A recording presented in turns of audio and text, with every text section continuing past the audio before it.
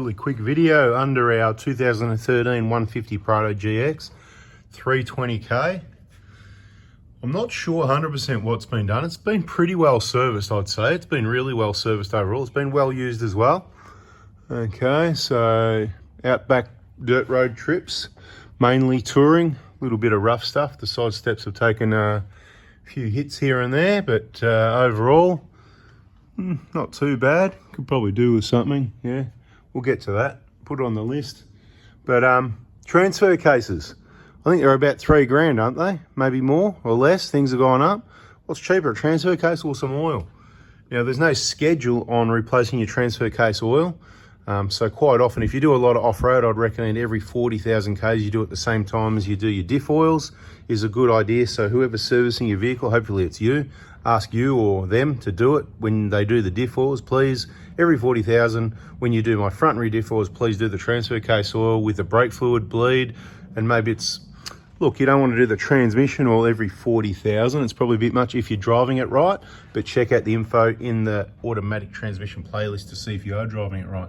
This is typical. It's a little bit brown. Like I said, I don't know if it's been changed before, and we're going to use the Penrite Transgear 7590 in this one.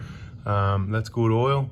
And maybe not every 40,000, but maybe, because like I said, for a litre or a litre and what is it, 1.2, I can't remember, but a litre to a litre and a half of oil, that means if you buy a 2.5 litre bottle, you can probably do it twice. Bloody lot cheaper than a transfer case. So maybe you should just do it every 40,000 on these older cars to make sure this thing lasts and you don't wear out the bearings. Keep your speed limit down a little bit in low range is my recommendation. Try and keep it under 3,000 RPM. Around 3,000 is all right. I mean, if you've got to go over, yeah, 30 to 40 Ks an hour, you know, and it's for those low range environments where you're usually going slower, or if you're in some really soft sand where you need some grunt sand dunes, stuff like that, so you're not cooking your auto and so that you've got the grunt.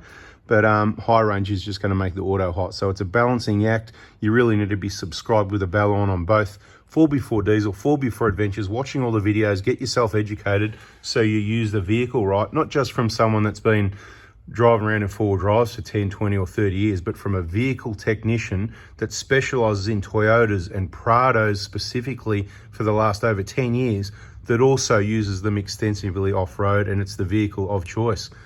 Just trying to help you here. Look at that oil. The new stuff's going to look much better. I'll fill it up. So procedure is pretty straightforward. The most important thing is do not over tighten these. What I want to say is see inside on the thread. See how it's a bit dirty on the inside? That's telling me a story that the oil's never been changed. Yours might be overdue as well.